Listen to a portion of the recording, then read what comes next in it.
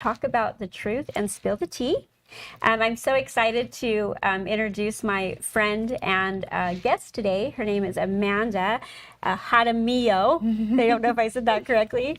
And I'm just so excited. As most of you guys know, I use my platform to remind all of us that we've all sinned and fallen short. We've all been in a place where we never thought we were going to come back. We've all been at that, I don't want to say death's door, but when we just really think like, gosh, Lord, did you leave me? Like it can't get any worse, and especially after the pandemic.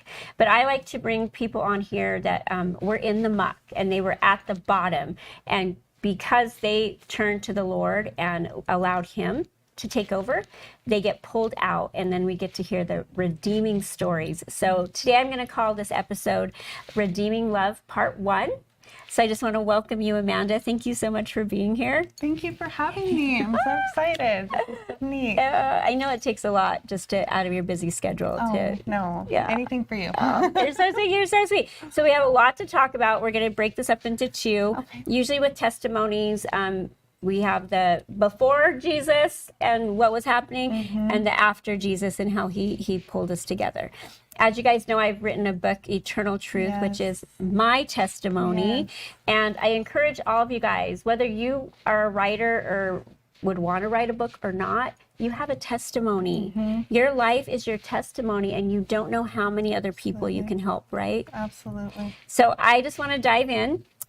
We're going to start with, I believe from your childhood, we could say that you were raised with rejection, abandonment. Yeah, I would say so. At an early age, my mother, she took off from our family. I was 7 and my brother was 5, and so there was definitely that sense of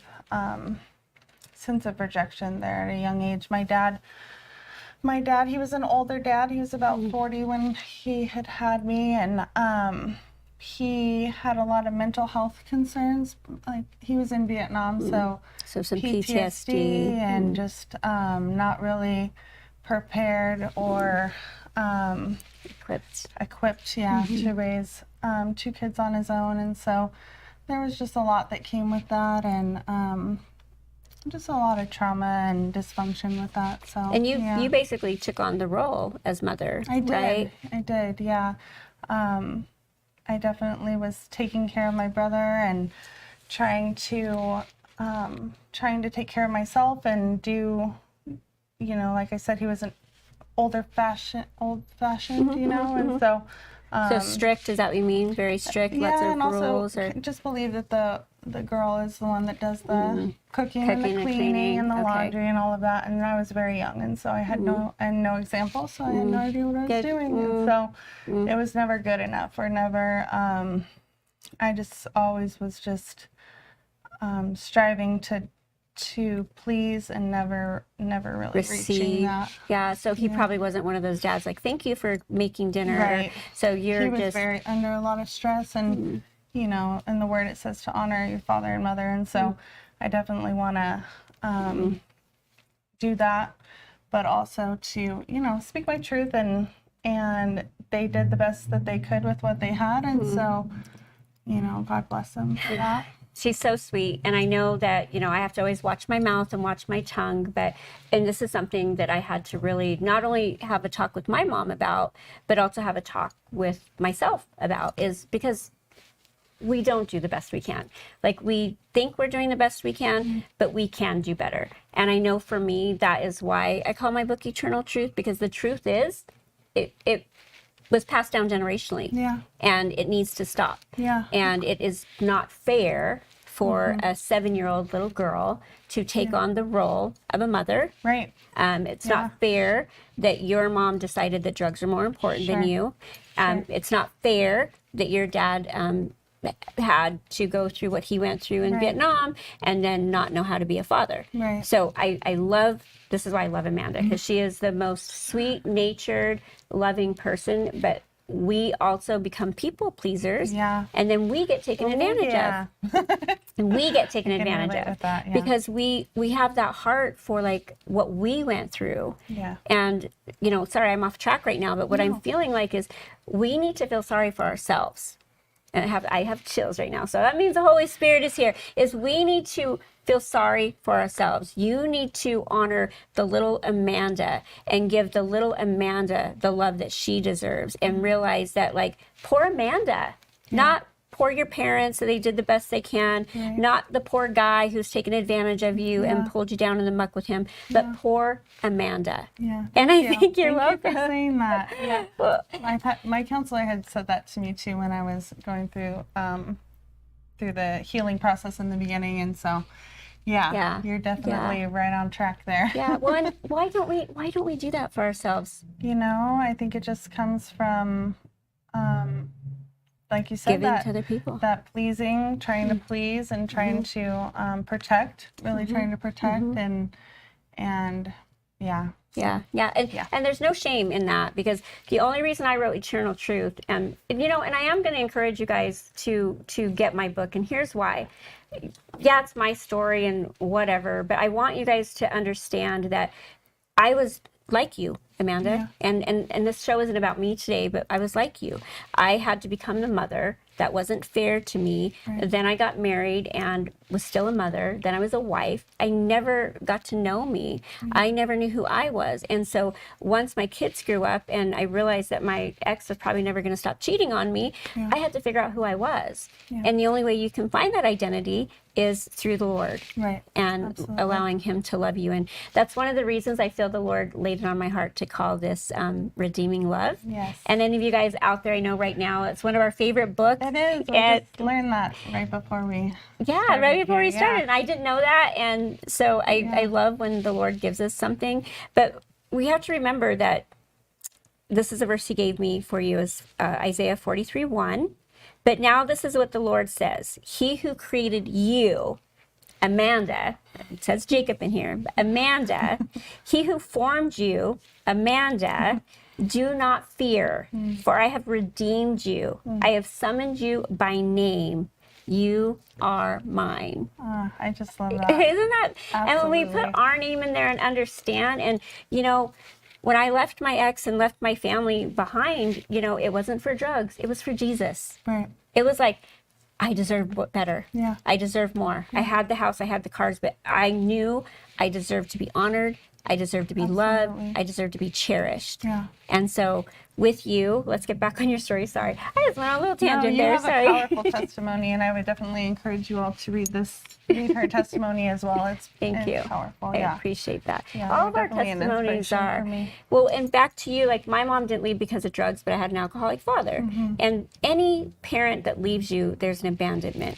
And your story didn't get any better. Yeah, it didn't. It did not. Back then. So I don't know if let me just do some bullet points and you jump in. But so your mom leaves, you're 7 years old. Your dad, who wasn't a very good father because he's old fashioned. And we do respect the fact that you're honoring them and acknowledging. And I try to do that for my mom too. And I'm great that my kids do that for me.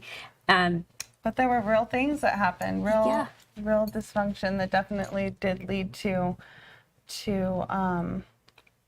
you know, what happened after that. And so he dies at the age of 17. Yeah, he did. He passed away of a heart attack. And boy, that was just heartbreaking. Heartbreaking. Well, do you kind of feel like, what now? Who's going to take care of us? Absolutely. I was, because at least he was providing. Do with my brother, who was only 15, and so there was just a lot of confusion, a lot of grief, a lot of sorrow. You know, almost, which felt weird, some relief for me. Yeah, I bet. Which was the just pressure was probably taken off of you. That's hard to say, but honestly, just with all of the things that were happening, the dysfunctional punishments and crazy things that were happening, that was just kind of like, almost felt a little relief with that. But well, I actually don't feel bad about that. Like, I appreciate, and I know that there's probably a lot of people out there that feel the same way. And again, that's not dishonoring, because we have to honor ourselves. If the greatest commandment is love your God with all your mind, heart, and soul, but then love your neighbor as yourself. We take that out, and we love our neighbors but we don't love ourselves. Yeah. So we actually can't really love them. And that's what I love about you is you have a super big heart, but then you get taken advantage of in this situation as we keep rolling. So mom comes back on the scene. She did. She came back into the picture from a different state and was the conservator for the little bit of money that my dad had left for my brother and I, and really just came and blew through that. And I was going to say, did she honor it at all? No, no. And she was still in her addiction, and so very bad alcoholic. And so I remember the third day that she was there, she had moved into our apartment, and my brother and I were sleeping in the living room on the floor, just waiting for her to come back one night. And then when she finally came back, she just had glass in her hair. She had long hair and bruises, and she had gotten in a horrible DUI accident in my dad's car, and so my dad's car was totaled. So we didn't have a car and this little apartment, and so. And you're 17 years old, and all you've had is all of this weight your entire life, and now you have even more weight, and that little ounce of relief that you felt with not having your dad, now you have your mom. Absolutely. Not to mention your little brother, which I'm sure you're trying to protect him and take care of him, which I know. Was that the point in time that you had shipped your little brother off? We sent him to Job Corps in Montana, and so that is one of the best decisions I felt like I had made as a young adult. You're protecting him. And he went straight into the Army from there, and he served 8 years, and is doing really well. So, that's real love. That's true love. So, well, it's crazy because we have our ideas of what love is. And that was true love. And you took care of him and had your natural instincts of what a mother, would do, even though no one showed you. He had to get out of there. Which I love. So now we're going to get into the gritty part of, after everything that she's gone through, after all the hardship, even watching your mom not only leave for drugs, but also come back in the house and waste everything for drugs. You are old enough to now make your own decisions, and you go out and you. How long was it until you found? Is his name Andrew? Gosh, so that was definitely later. But I wasn't doing well in school, so I started going to alternative high schools, and I just, as you can imagine, wasn't doing well. I just was checked out, and so I had met, a guy that did drugs and just ended up getting into that world, and that just fixed everything. I was like, oh, well, there we go. Here we go. Isn't it crazy? And I think you and I know more because we went through a program that helped us understand generational pass downs, is that out of anything that you would have thought you wouldn't do, the last thing you would do is pick a bad guy and get into drugs. Right. And I'm the same way. Like, the last thing I would have done is married someone like my father. Right. Like, the last thing.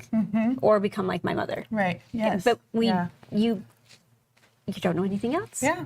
You literally don't know anything else. Yeah. So when we talk about breaking the generational chains, it is when you go against what is the norm in your family. What's comfortable. What's comfortable. Yeah. So you go straight into meth? Yep. Okay. Straight into using meth. And I just, it was a snowball. I just, I quickly ended up pregnant. I didn't find out I was pregnant for about 3 months. When I did, I was able to stop using, which was a blessing because I hadn't been using for that long prior. So I feel like that was definitely a blessing because so my brother helped me name my daughter. We named her Grace. But she was my saving grace because I was starting to go downhill, right? And so I have her. I'm kind of trying to keep it together. And you're what, 18 now? 18. 18. Okay, so she's trying to keep it together, age of 18. Now she's a mom, which is all she's ever known, is being a mom. I'm not going to finish high school. I'll just get my GED. Which is good. At least you did that. You have to give yourself credit for that. Okay. And then I enrolled in dental assisting school, and I was working towards doing that and just being sober and trying to just hang in there and really just hang in there. Okay. And then once she was born. When she was born, there was a stint of sobriety there, you know, but then the stress started coming, and my mom she did help me with Grace. She had a really soft spot in her heart for Grace, and so she and my stepdad were there for me with that, and kind of, you know, took it down a notch as far as the drinking went, and so and I think that they saw that I wasn't handling things very well, and so soon after that I just spiraled back into using. You know, I've never done drugs, but I know that you're probably my fifth person on here that meth is usually what takes them off track. And so what is it about the drug? Because is it just numb everything and you just pretend everything, you know, you can just go into your own little world? Yeah, that's exactly it. Yeah, and so you don't have to deal with anything. And there's like this little secret community of people that you know, don't see the sunlight. No. That you think is your community. You have this little community, and you guys are all. You're finally accepted. You're accepted now. You guys now you have a family. Now anything that you felt as a child, somebody else can actually relate to you. Exactly. Yeah, that makes sense. That makes sense. Yep. And then you get pregnant with your son. No, so I meet who is my husband now. Okay. And so Grace's father's different. Yeah. Okay. Okay. And so I meet him. He, you know, he sells drugs. He's at a different level of drug use and drug dealing than I'm at. That's for sure. And he definitely kind of swept me off my feet and had nice cars and nice things and smooth talk, I suppose. So he was able to come in and swoop in as the Prince Charming. Yeah, that's what my book's about, is Prince Charming. You know, maybe these Prince Charmings are not such princes, right? I know, not an addiction. We need to go for the Prince of Peace and stop going for the Prince of Prince Charming. Yeah. Yeah, I mean, I can relate. Yeah. I know that. And I think every one of us, whether it's a girl or a guy, which most of us girls, is we were created to need a partner. We were created to be loved. The problem is that we seek it in another person. And if we're broken, the chances are we're going to find another broken person. Absolutely. And usually we find someone that mirrors us. And if that's rejection, it's rejection. If it's abandonment, it's abandonment. So then you fit together like a glove. And what we call it these days is your soulmate. But what the reality is that your souls are connected, but it is not a good thing. Right. Because your soul ties end up there from wounds. And so it's funny how everybody's like, oh, he's my soulmate. And I don't know if that's a good thing or not. What I want to say is he my kingdom husband? Instead of is he my soulmate? Absolutely. Yeah. Praise God, yeah. Okay, so now when do you find out you're pregnant again? So we decide after a while, after we burned all our bridges, and he had gotten shot at one point in the arm, and we're just, you know, we're not doing too good, you know, because it's fun until it's not, right? So we decide that we're going to move outside of Denver. That's where I'm from, is Colorado, and about an hour outside, and get married. Obviously, we took Grace with us. Because marriage solves everything. Yes. That is what my book's about, too. Babies and marriage will just solve everything. That's right. Absolutely. So, yeah, we got married. My brother came in his full Army uniform, and my mom was able to be there, and my stepdad. And so it felt real, you know, even though I know now that we were just playing house, kind of. You know, we're just hanging on, you know, white knuckling it. So we were able to keep that up for a few years. We planned our son and had our son Anthony, and so we did. Are you guys off of drugs at this point in time? Oh, yeah. Okay. Yep. Oh, good. Okay, so you're off of drugs. You now are coming back together as a family. Sure. You're But married. of course, we're still drinking because that's okay. Yeah, Which yeah, it's yeah. not. Well, I always just tell people one step at a time. Yeah, right. Yeah. It's like I'm no longer doing drugs, but Yeah. I'm still not fully like Sure. healed. Yeah, but Yeah. it's okay. But that's what our bodies, we need something to numb. And if we don't have the Lord or have that peace, Yeah. we're always going to find something. Sure, Whether it's of eating, course. whether it's exercising can be an addiction as well. Yeah. It's a healthier addiction, Yeah. but it can still overtake and course. override. So. Yep. So we were definitely not the picture of sobriety. Yeah. But so we were able to do that for a little while, and then of course somebody that moved into our little fourplex that we had there, and we're just back downhill. Yeah. So, Yeah. 'cause we had no coping skills. We had no idea of. We had nothing except for our brokenness and our, Well, it's almost like a self-will. I think that for especially us survivors, when you're in survival mode for the majority of your, especially childhood, you actually don't realize how strong you are because you've survived. And we are actually in a state in our what do you call it, regulating our system at this high level of stress because it's so normal that in these situations we actually can function as if normal. So it feels normal to us. We learn how to manage it. But the reality is if we don't get some sort of help or guidance or learn, then it's eventually going to just keep repeating the cycle. No example of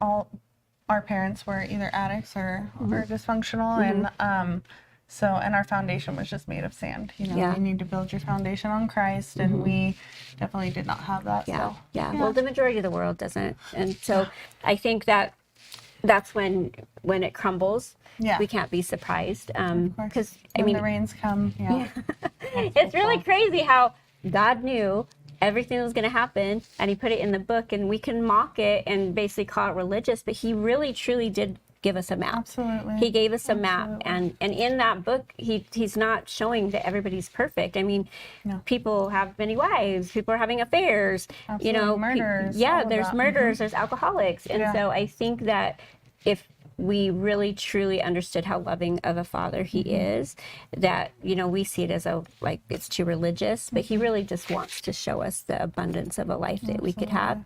So I know at this point in time, who passed away first or committed suicide? So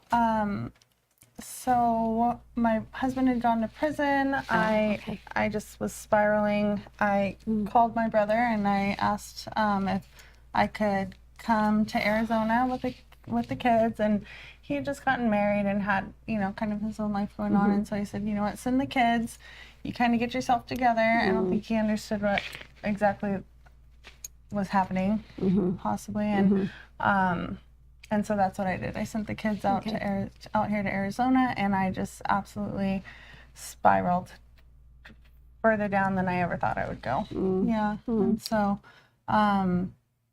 after that happened, I had sent the kids out here. There was just, we weren't having good communication. Because your brother, in a way, was trying to protect the kids, but you didn't really realize that. Because when we're in the muck, we don't really see what they're seeing. I just feel the rejection of it, of course. Oh, yeah, of course. And abandonment, because here's your brother that you've loved and taken care of, and now you're going to feel like you're going to turn against me too. Because again, real love doesn't look like our fairy tale love of what we think it should look like. And I had put him through quite a bit, just with just things that that he kind of knew better than to bring me out there, I suppose, as well. But so that happened. We weren't communicating, and so they ended up they stopped talking to me and stopped letting me talk to the kids. And so that went on for about a year, and then is when I got my first felony. I stole a car. Oh my gosh. Yeah, that's what I do. And I stole a car when I was younger too.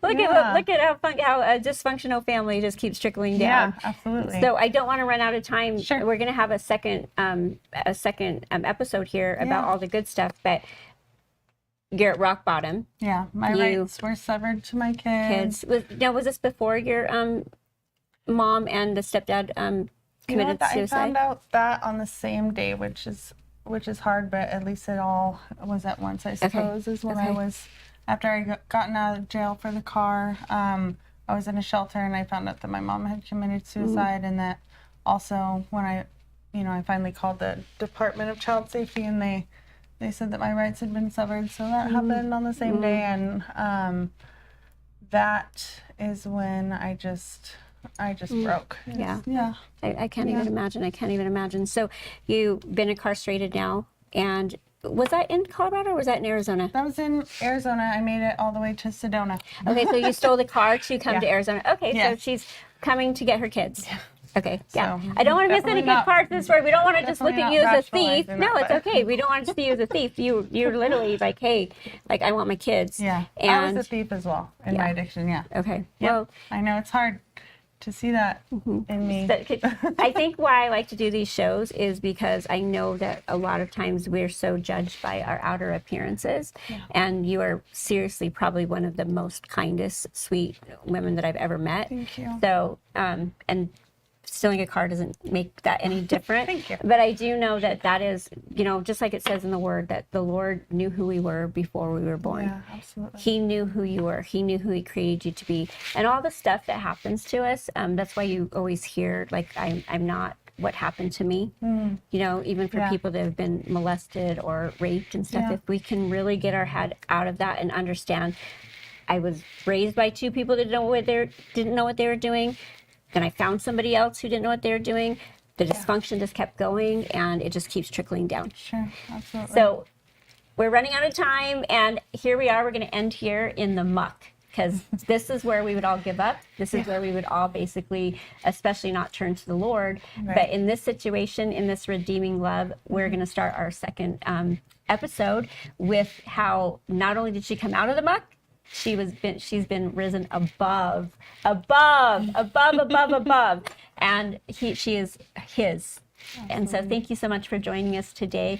Anybody out there that's feeling this way, I hope this story will inspire you. You can reach out to me through www.territafoya.com, or you can reach us through HSPN as well. But if you need prayer or there's anything that we can do to help you get pulled out of the muck, then make sure that you reach out to us. So Amanda, thank you. We'll go ahead and film our second episode. Okay. And everybody, just thank you so much for joining us.